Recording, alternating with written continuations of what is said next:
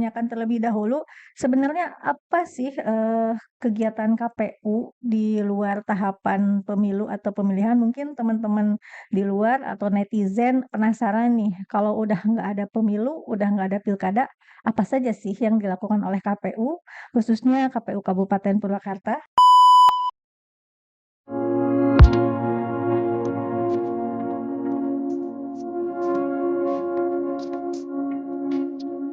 Jumpa lagi di podcast KPU Kabupaten Purwakarta, Calakan, Cakrawala Kepemiluan. Bersama saya Rima Nurmalina sebagai host pada podcast kali ini. Oke, sekarang kita sudah kedatangan tamu istimewa, yaitu Ketua Divisi Perencanaan Data dan Informasi KPU Kabupaten Purwakarta yang akan membahas seputar pemutahiran data pemilih berkelanjutan. Baik, kita sapa semuanya Pak Iip Saripudin SIKOM. Selamat siang Pak Iip. Baik Pak Iip, sebelumnya kami ucapkan terima kasih Pak Iip sudah bersedia untuk kami mengisi waktu untuk podcast pada kali ini. Pak Iip, sebelum kita masuk ke tema tentang apa itu pemutahiran data pemilih berkelanjutan, mungkin saya ingin menanyakan terlebih dahulu, sebenarnya apa sih, kegiatan KPU di luar tahapan pemilu atau pemilihan? Mungkin teman-teman di luar atau netizen penasaran nih, kalau udah nggak ada pemilu, udah nggak ada pilkada, apa saja sih yang dilakukan oleh KPU, khususnya KPU Kabupaten Purwakarta? Gimana Pak Iip? Dengan kerja KPU apa saja pasca pemilihan ataupun pemilu terakhir. Yang pertama adalah eh, kita kan di sini juga ini merupakan bagian daripada kerjaan gitu ya. Ya, betul. Pasca pemilu. Berikutnya adalah kita sedang melaksanakan kegiatan pemutahiran data pemilih gitu ya, berkelanjutan. Kemudian berikutnya juga ada yang dikomandoi oleh Faskes itu terkait dengan laporan keuangan, terus juga ada evaluasi dan sosdiklik. Kalau di divisi termasuknya ada sosialisasi dan pendidikan pemilih. Berikutnya juga akan ada lagi kegiatan-kegiatan yang sifatnya administratif lainnya akan banyak hal lah yang dilakukan oleh KPU ya, pasca pemilihan terakhir. Tidak saja 5 tahun sekali, tetapi memang saat ini juga kita sudah dan sedang melaksanakan yang pertama yang kita fokus adalah pemutahiran data pemilih berkelanjutan. Pemutahiran data pemilih berkelanjutan itu bagaimana sih Pak? Pertama memang ini menghasil dalam regulasi kita ada di PKPU 1 2025 terkait dengan pemutahiran data pemilih berkelanjutan, yang mana tujuannya adalah untuk memperbaharui dan memutakhirkan data pemilih DPT pemilihan terakhir untuk dijadikan data yang akurat di pemilihan berikutnya. Lalu bagaimana cara kerjanya, yaitu kita sinkronisasi data terkait dengan data DPT kita dengan DP4 ataupun data yang hasil dari Kemendagri IPTEK. Kemudian kita sinkronkan. Tidak ada artinya sebetulnya cara kerjanya juga hanya untuk mengoreksi apabila ada data yang anomali ataupun data yang tidak sesuai dengan apa identitas kependudukannya seorang pemilih itu kan gitu ya. Kemudian kalau untuk DPT pemilu dan pemilih tentu saja itu tahapannya ada di dalam tahapan saat pemilihan ataupun pemilu berlangsung. Tapi untuk PDPB ini adalah dalam rangka memutakhirkan data pemilih yang berkelanjutan secara periodik 3 bulan sekali untuk menyajikan data yang berkualitas bagi data pemilihan berikutnya gitu. Jadi sumber datanya ada dua berarti ya dari data pemilih terakhir yaitu Pilkada 2024 dengan disandingkan dengan data dari Kemendagri Ya. seperti itu. Baik. Nah untuk melakukan pemutahiran data pemilih berkelanjutan ini selain mensinkronisasikan kemarin itu ada yang namanya pencocokan terbatas ya. Itu seperti apa Pak pencocokan terbatas? Secara terbatas ini tentu saja ini hasil daripada simulasi data. Terakhir kita memang setiap kabupaten kota mendapatkan data pemilih yang usianya di atas 100 tahun. Ini kan perlu ada validasi, verifikasi ke lapangan apa betul yang bersangkutan masih aktif atau tidak, atau sudah TMS kan gitu ya. Maka kita KPU Kabupaten Purwakarta melaksanakan kegiatan sesuai dengan karena ini kegiatan nasional, kita melaksanakan Coktas didampingi dan diawasi oleh Bawaslu. Bawaslu juga sudah melaksanakan kegiatan coklit terbatasnya melalui uji petik, gitu ya. Maka kita sinkronkan datanya.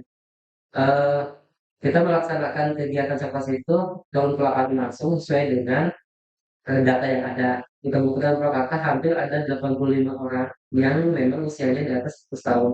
Maka kita turun ke lapangan, memverifikasi secara faktual ke lapangan, apakah yang bersangkutan masih aktif atau tidak.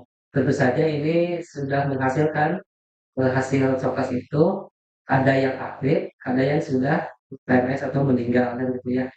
Nah, ini sesuai dengan data dari Dukcapil.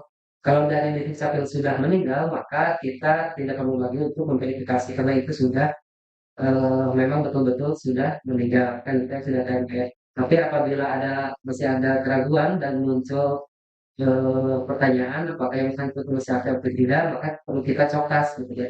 Cokas ini kegiatannya memang terbatas, terbatas dalam artian kategorinya. Tidak semua kategori pemilih yang kita coklit gitu ya, tapi hanya terbatas dibatasi dengan kategori di atas 100 tahun usia seperti itu. Berarti, itu Coktas itu kemarin sudah dilaksanakan ya, Pak, ya? Nah, dalam kegiatan pemutahiran data pemilih berkelanjutan ini, tadi Bapak bilang, itu dilaksanakan, setiap 3 bulan sekali ya? Berarti setiap 3 bulan, direkapitulasi seperti itu ya, Pak? Nah, eee, terkait rekapitulasi itu bagaimana, Pak, mekanismenya? Misal kita komunikasi dengan distrik capil, yang mana sumber datanya ada di sana, kita sinkronkan apakah memang yang bersangkutan ini masih domisili di Purwakarta atau memang sudah keluar dari punya tidak domisili atau memang masih aktif dan TMS-nya itu perlu kita koordinasikan begitu juga dengan penyelenggara yang lain yaitu Bawaslu kita koordinasikan dan lembaga-lembaga instansi yang lainnya semisal TNI Polri kemudian Dinsos juga ya. Nah, ini berbagai pihak juga berkepentingan dalam rangka mengkoordinasikan terkait dengan data pemilih sebelum kita melaksanakan rapat pleno selama 3 bulan sekali lah. 3 bulan sekali per triwulan kita melaksanakan rapat pleno, tapi sebelumnya kita rapat koordinasi dulu agar nanti saat kita pleno itu tidak ada lagi data yang tidak sinkron gitu. Jadi sudah sesuai ada penyesuaian data di dalam kegiatan atau koordinasi itu. Berarti sekarang sudah memasuki ke triwulan keempat ya? Rencananya pleno lagi kapan, Pak? Ini karena triwulan keempat, artinya kita di akhir tahun di bulan Desember, kita akan melaksanakan rapat pleno kembali terkait dengan penetapan rekapitulasi hasil PDPB di triwulan keempat. Ini adalah akumulasi jumlah daripada triwulan 1, 2, dan 3. Jumlah pemilih hasil PDPB terakhir berapa, Pak? Kalau dilihat dari datanya, kita ini harusnya by data ya, semuanya. Nah, dari DPT itu hampir ada penambahan sekitar 24.000. Banyak juga ya. Itu pemilih baru yang memang pemilih yang dari luar kabupaten Purwakarta masuk ke Purwakarta atau memang pemilih pemula gitu. Pemilih pemula ini kan biasanya ada di kategori usia yang kemarin belum masuk ke menjadi hak pilih di pemilihan terakhir dan sekarang usianya sudah masuk gitu ya. Pasca pemilihan terakhir itu usianya sudah masuk, kemudian juga ada yang pernah bakti dan itu sebanyak hampir 24.000. Baik, berarti, untuk PDPB ini tidak lepas dari peran Disduk Capil juga ya, Pak, ya? Betul. Kita harus selalu bersinergi gitu ya dengan Disduk Capil. Baik, bagaimana, tanggapan Disduk Capil atau peran Disduk Capil selama ini di, kegiatan PDPB ini? Tentu dalam kewenangannya itu kita berbeda. Kalau di Trisakti semisal di dalam TMS dan yang kemarin kita coklat itu yang meninggal itu kenapa, seringkali ada masalah misalnya muncul lagi. Nah, ini kan di Dukcapil sifatnya pasif, selama tidak ada pelaporan, dari pihak pemerintahan setempat itu bahwa yang bersangkutan sudah meninggal, di Dukcapil pasti masih muncul namanya kan gitu ya. Maka KPU dalam hal ini, sifatnya juga sama, tidak bisa merubah status, kependudukan seseorang karena itu hak maunya di Di setiap wilayah itu. Dukcapil. Kita hanya mendapatkan data hasil daripada verifikasi, dari Dukcapil dan gitu. Jadi kita kerjasama terkait dengan data pemilih yang memang ada kaitannya dengan apa, dokumen kependudukannya kan gitu ya. Itu saja. Nah, yang di Coktas dan juga dilakukan sinkronisasi dalam hal PDPB ini tentu saja hanya pemilih yang memenuhi kriteria ya, Pak, ya. Nah, apa saja kriteria yang, bisa dimasukkan bahwa seseorang itu berhak mendapatkan hak pilih? Tentu saja ini sesuai dengan persyaratan sebagai pemilih ya. Minimal usianya sudah minimum 17 tahun. Oh memang, sebelum 17 tahun juga sudah meninggalkan. Kemudian tentu saja ini warga negara Indonesia, sama halnya, kita dalam kegiatan PDPB ini, itu memutahirkan data pemilih baik dalam maupun luar negeri. Itu sesuai dengan EKTP-nya kita mutakhirkan. Kemudian berikutnya juga tentu saja pemilih yang, tidak dicabut hak pilihnya kan. Itu, persyaratan seperti itu, Pak. Jadi, siapapun warga negara Indonesia ini yang memenuhi persyaratan sebagai pemilih tentu akan kita, mutakhirkannya dari pemilih itu.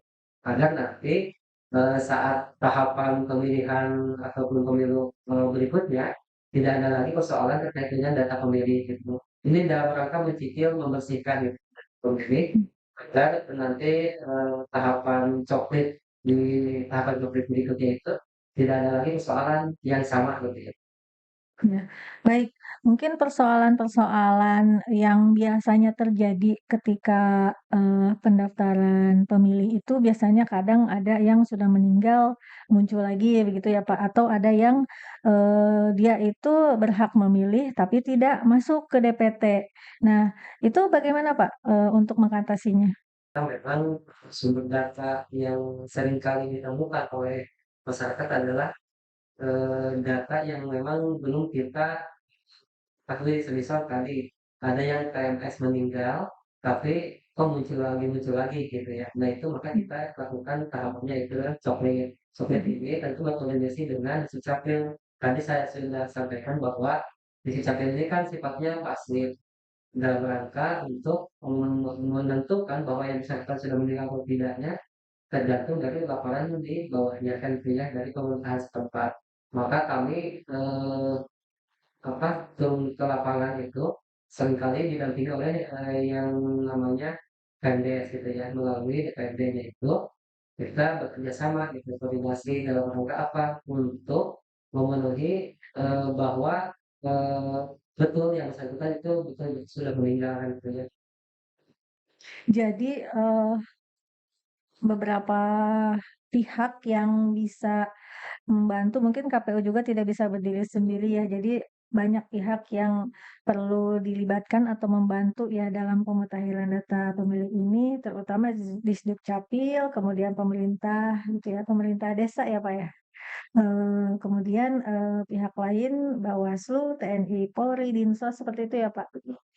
Baik, Sobat Calakan, sekarang, mungkin Sobat Calakan juga bertanya-tanya, "Kalau saya tuh sudah terdaftar belum ya? Takutnya nanti pas pemilunya tiba gitu ya, ternyata nama saya tidak ada." Itu bagaimana ya caranya? Bagaimana Pak caranya untuk biar kita tahu, kita sudah terdaftar apa belum? Cek diri, dicek DPT online ke kpu.go.id. Di sana akan, diminta terkait dengan data pribadi apakah sudah masuk di dalam data pemilih atau belum kan gitu. Apabila belum, eee, masyarakat bisa mengajukan terkait hal itu melalui, media layanan kita, baik medsos ataupun memang, lamanya sudah disediakan KPU Kabupaten Purwakarta atau memang secara langsung datang ke kantor KPU Kabupaten Purwakarta. Jadi bisa ya Pak langsung datang ke KPU Kabupaten Purwakarta, terus melaporkan kalau saya belum terdaftar, seperti itu ya? Bukan tidak terdaftar saja, tapi memang ada beberapa koreksi bisa juga Hmm, kesalahan data ataupun sudah sudah tidak pindah. diisi Oh, dalam hal apa, ada perubahan dokumen pendudukannya itu bisa. oh iya. Tapi apakah, kalau ingin merubah data, apakah KTP-nya juga harus dirubah dulu atau KK-nya? Atau seperti apa, Pak? Kalau hal dalam, perubahan itu kita masuk di ektp-nya, gitu. Karena memang kita kan pemutahiran data pemilih itu secara de jure, jadi tidak secara de facto. Kalau misal secara de jure itu berdasarkan, ektp ataupun dokumen lainnya yang bersangkutan gitu ya. Selama dokumen, kependudukannya itu masih berada di Kabupaten Kota atau memang, tidak ada perubahan apapun terkait dengan kependudukannya, maka kita pastikan bahwa, yang bersangkutan, tidak ada perubahan gitu ya. Kalaupun misalnya ada perubahan, itu kan tidak bisa, tidak ada kewenangan terkait dengan merubah, dokumen kependudukan seseorang, karena itu haknya daripada kewenangan di Dukcapil. Dukcapil. Bagaimana dengan teman-teman pemilih pemula yang sekarang ini saat ini belum mendapatkan KTP, tapi mungkin nanti di 2029, mereka sudah mempunyai hak pilih? Beberapa kali kita melakukan kegiatan pertemuan dengan Dukcapil bahwa disampaikan, beberapa periode sudah melaksanakan kegiatan rekaman gitu ya di, berbagai lembaga pendidikan khususnya, misal di tingkatan SLTA. Itu bagi, siswa yang di usia hampir genap 17 tahun, nah maka dilaksanakan perekaman. Tapi untuk terkait dengan apa, fisik daripada ektp-nya itu akan diberikan saat sudah genap 17 tahun. Nah makanya, mohon dipastikan bahwa, siapapun, pemilih pemula yang masih berada di lingkungan dunia pendidikan, misalnya di SLTA, RTA, SMA ataupun SMK, itu sudah melakukan perekaman gitu ya. Untuk memastikan bahwa yang bersangkutan memang, akan mendapatkan ektp-nya, dengan bisa memastikan bahwa yang bersangkutan bisa masuk, sebagai pemilih gitu. Baik. Sebagai salah satu syaratnya. Baik, tadi disebutkan bahwa KPU mendata itu berdasarkan de jure ya, bukan de facto. Artinya, semua yang, didaftarkan sebagai pemilih itu harus mempunyai iktp ya, Pak?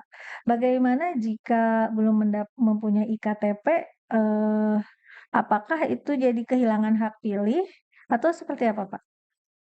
Semangat kita dalam memutahirkan data pemilih itu kan tidak hak pilih keseluruhan lokal secara itu sudah terlebih dahulu kategori pemilih gitu ya. Sudah sudah masuk kategori pemilih.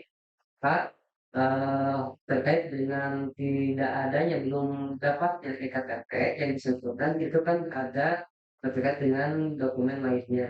Dipastikan dokumen lainnya itu bersangkutan memastikan bahwa yang bersangkutan memang, eee, usia ataupun memang apa, memang beralamat di tempat itu kan gitu ya. Untuk memastikan saja biasanya, memakai dokumen lainnya gitu ya. Kalau sekarang kan, tidak, pakai ektp yang fisik, tapi pakai IKD juga bisa, tapi untuk memudahkan. Jadi memudahkan petugas dalam hal yang bersangkutan ketinggalan, misal dia ketinggalan ektp-nya itu bisa memakai IKD kan. IKD itu identitas kependudukan digital ya? Oke, teman pemilih atau sobat calakan, IKD, itu bisa dipakai ya, Pak, ya, untuk, didaftarkan sebagai pemilih, seperti itu ya, Pak? Identitas kependudukan digital. Baik, selanjutnya Pak Ketua Divisi Perencanaan Data dan Informasi KPU Kabupaten Purwakarta, saya ingin, menanyakan ini, Pak, bagaimana pengalaman Bapak gitu ya, dalam hal mengelola pemutahiran data pemilih dan segala hal tentang, apa ya, mengakomodir hak pilih para netizen atau warga masyarakat agar memastikan mereka semua mendapatkan hak pilih. Itu seperti apa, Pak? Tentu ini beberapa kali kita ini misal pemilihan juga pemilih. Nah, kita kan sesuai dengan ketentuan dan regulasi yang ada harus mengakomodir semua pemilih warga negara Indonesia yang sudah masuk ke usia sebagai pemilih dan pemilih. Siapapun mereka, maka ya apabila ada ketidaksesuaian dengan data di lapangan dengan data yang kita miliki, tentu kita akan melaksanakan kegiatan seperti dalam hal ini tentu saja KPU semangatnya adalah mengakomodir semua warga negara yang masuk dalam sebagai pemilih, masuk di dalam data pemilih tetap disebut. Tuh, sebenarnya. Mana strategi atau upaya dari KPU Kabupaten Purwakarta dalam hal mengakomodir semua hak pilih warga agar semuanya bisa terpenuhi seperti itu.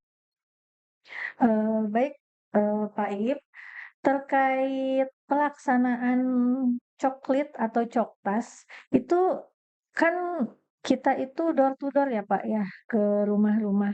Bagaimana KPU melaksanakan itu sedangkan, pemilih atau penduduk di Purwakarta ini sangat banyak, rumah-rumahnya juga luas, maksudnya wilayahnya luas.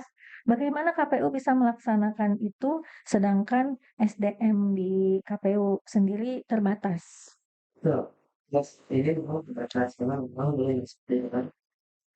Untuk saat ini kita melakukan pemutihan data pemilih tertentu dilakukan secara mandiri oleh KPU, kemudian juga bisa melibatkan pihak lain terkait dengan hal. Tapi saatnya nanti kita masuk dalam tahapan pemilihan atau pemilihan, itu akan ada revisi terkait dengan badan ad hoc. Nah, badan ad hoc ini adalah membantu KPU dalam rangka pelaksanaan kegiatan setiap tahapannya gitu ya. Semisal pemutahan data pemilih coklit ini dilaksanakan oleh badan ad hoc gitu ya untuk membantu KPU. Nah, disinilah di berbagai kecamatan, kemudian di desa dan lainnya itu akan melaksanakan kegiatan itu. Jadi secara serentak ya. Biasanya dilaksanakan secara nasional melaksanakan kegiatan coklit dan selama kurang lebih 30 hari kan gitu. Ini cukup membantu kita Badan Ad ini dalam rangka mutakhirkan pemilih karena tidak mungkin KPU sendiri karena keterbatasan SDM itu melakukan sendiri. Begitu dengan coklit karena coklit ini harus menyeluruh gitu ya. Beda halnya dengan PDPB ini. PDPB ini kalau coklatnya coklat terbatas kan gitu ya. Cukup kita Kayak sampling meneliti gitu. sampling. Kalau nanti kan itu harus minum semuanya. Apapun kegiatannya tentu saja akan dibantu oleh badan ad hoc yang sudah kita bentuk gitu. Pada saat tahapan, kalau saat ini memang belum. Jadi saat tahapan itu kita dibantu oleh badan ad hoc yang khusus tugasnya untuk mencocokkan dan meneliti keberadaan pemilih seperti itu ya Pak ya. Namanya Pantarli ya. Pantarli atau apa Pak namanya? Istilah yang satu lagi itu PPDB. PPDP ya. PPDP. Ya, baik. Sobat Calakan, jadi KPU itu tidak bergerak sendiri dalam melakukan pencocokan dan penelitian ke rumah-rumah Sobat Calakan semua. Mungkin Sobat Calakan ada yang pernah didatangi oleh petugas dari KPU. Nah, itu adalah petugas Pantarlih ya, Sobat Calakan. Itu adalah kepanjangan tangan dari KPU yang ditugaskan oleh KPU untuk memutakhirkan data pemilih langsung dan semua rumah-rumah, semua kepala keluarga itu didatangi. Tidak bersifat sampling tapi bersifat keseluruhan ya Pak ya. Baik, seperti itu ya Sobat Calakan.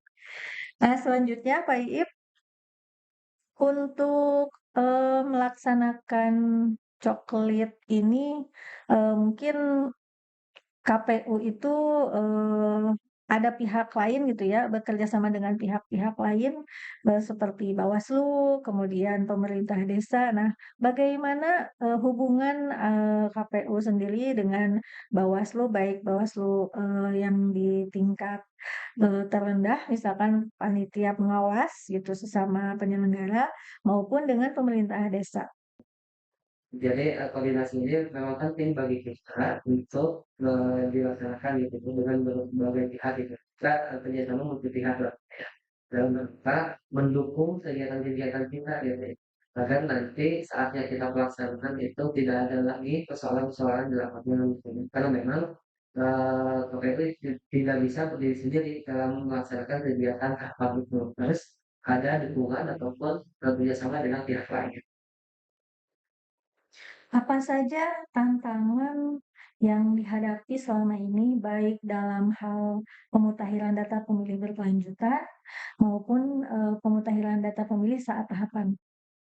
Tentu saja tantangannya yang utama dalam coklit nanti papan di pemilihan ataupun pemilihan itu, papan tadi seringkali, menemukan kesalahan-kesalahan di lapangan. Semisal, ketidaksesuaian data pemilih itu di lapangan, seringkali dokumennya itu tidak ada kan gitu ya.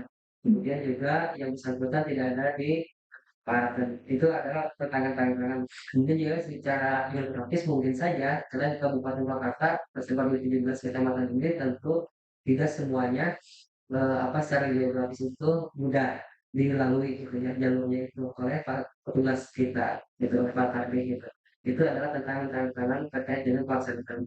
Berikutnya juga untuk PDPB saat ini pasca tahapan kita seringkali mendapatkan ya hambatannya itu terkait dengan penyesuaian data itu di lapangan.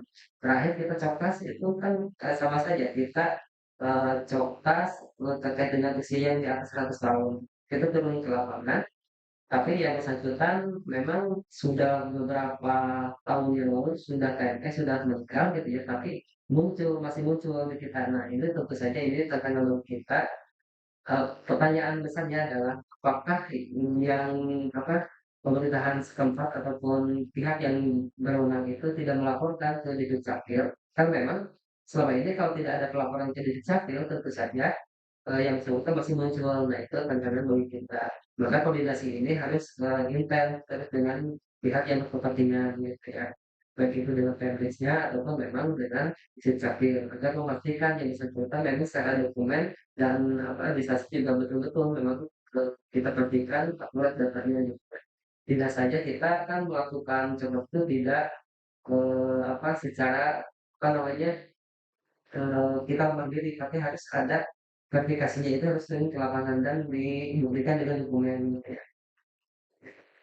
Jadi kalau tidak ada dokumen juga sulit ya untuk ditindaklanjut, Betul. seperti itu.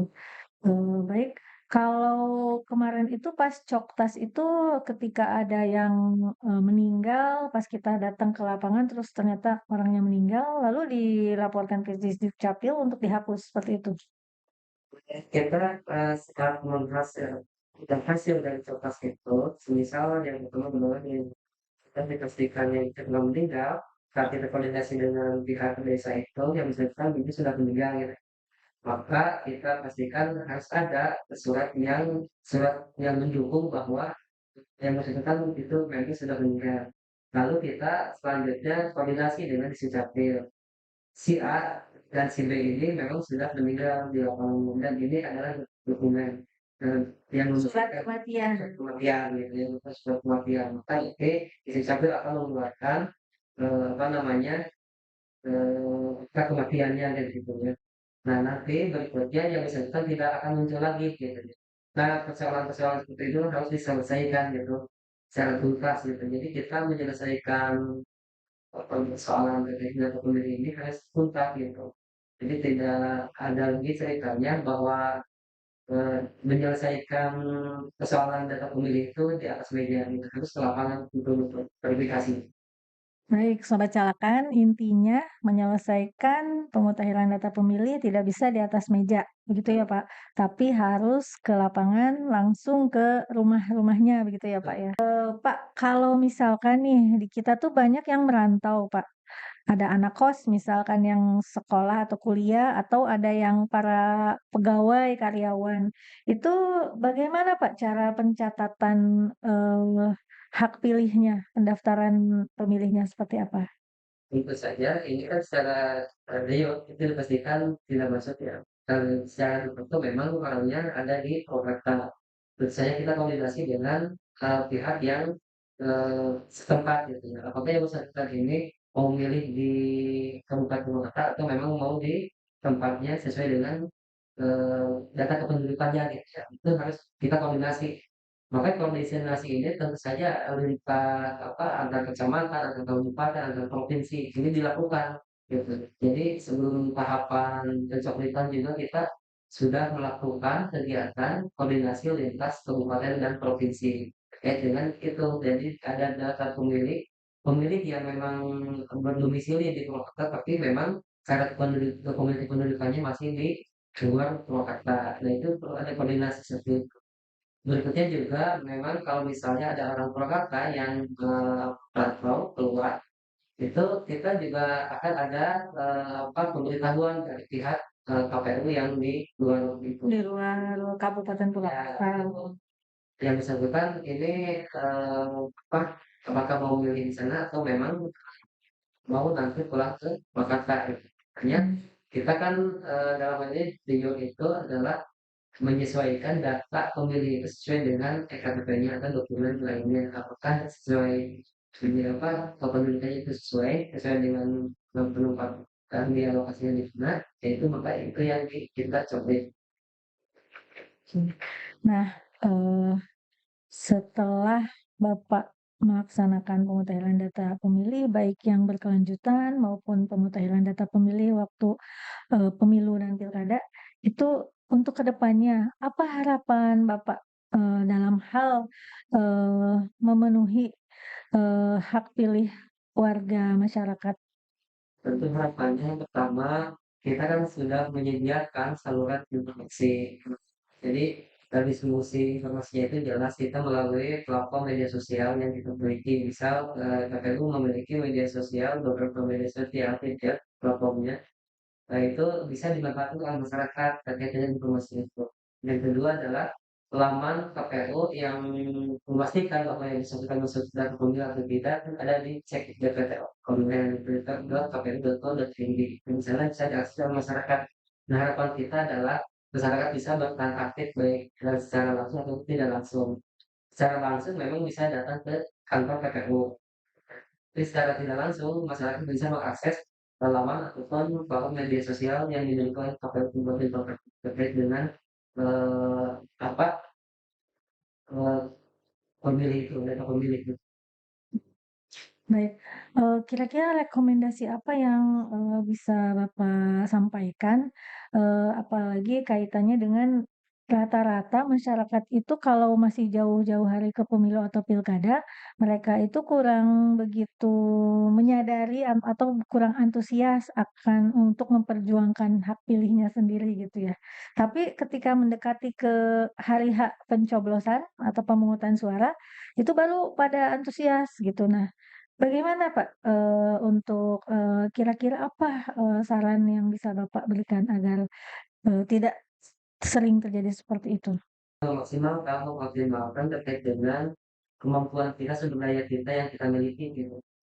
Tentu saja dalam hal ini adalah sumber informasi. Informasi ini yang bisa diakses oleh masyarakat, tentu ini yang kita harapkan gitu. Agar nanti, ke depannya tidak ada lagi pertanyaan terkait dengan yang pertama kali itu, apa namanya, PPU punyanya apa sih, pas penetapan. Terutama ini, apa, dalam hal pemutusan data pemilih. Apakah yang bersangkutan masih terdapat atau memang sudah tidak ada di DPT misalnya. Itu kan perlu ada informasi yang utuh gitu terkait hal itu. Nah itu jadi harapan kita adalah, berbagai sumber itu bisa dimaksimalkan gitu ya. Walaupun memang, sumber daya kita, apa yang kita miliki itu harus bisa dimaksimalkan agar nanti memperlancar kegiatan-kegiatan kami. Berikut juga kalau misalnya ada, apa namanya, penambahan sumber daya juga kan kita, ya alhamdulillah nggak bisa memperlancar kegiatan itu. Baik Pak, terakhir ya, sebagai penutup, eee, apa yang mau Bapak sampaikan kepada sobat calakan semua, agar sobat calakan, lebih bisa, eee, me apa ya, lebih bisa menyadari akan hak pilihnya, juga agar bisa menjadi pemilih yang cerdas? Sisi bagi pemilih sosialisasi pendidikan pemilih itu, bisa dimanfaatkan oleh sama-sama sekalian, manakala nanti saatnya KPU itu turun ke lapangan di tempat-tempat tertentu, di lembaga pendidikan ataupun di lembaga lainnya, itu bisa dimanfaatkan oleh masyarakat terkait informasi-informasi apa saja sih yang akan menjadi, konsumsi masyarakat gitu ya. Yang pertama, yang kedua adalah peran aktif dari masyarakat terkait dengan terutama pemecahan data pemilih ini. Harus ada peran aktif, karena memang kita tidak mungkin, di luar tahapan ini harus memaksimalkan kegiatan itu tanpa adanya peran aktif semua pihak gitu ya, gitu. Jadi intinya sobat calakan, agar berperan aktif ya Pak ya, diharapkan sobat calakan untuk berperan aktif dalam hal kepemiluan dan juga dalam hal memperjuangkan, demokrasi di, Indonesia ini, khususnya di Kabupaten Purwakarta dan khususnya lagi dalam hal, pemutahiran data pemilih, dalam hal agar, sobat calakan semua itu, bisa terdaftar sebagai pemilih dan juga bisa menjadi pemilih yang cerdas nantinya. Baik sobat calakan, itulah kita obrolan dengan Pak Iip Saripudin, Ketua Divisi Perencanaan Data dan Informasi KPU Kabupaten Purwakarta. Terima kasih Pak Iip atas waktunya. Mohon maaf apabila ada kesalahan, sobat calakan. Jangan lewatkan podcast selanjutnya yang tentunya menarik dan juga membuat sobat calakan menjadi calakan. Calakan tadi udah saya kasih tahu kan artinya cerdas. Jadi semoga semua ini akan bisa mencerdaskan sobat calakan menjadi pemilih yang cerdas. Oke, sobat calakan, terima kasih.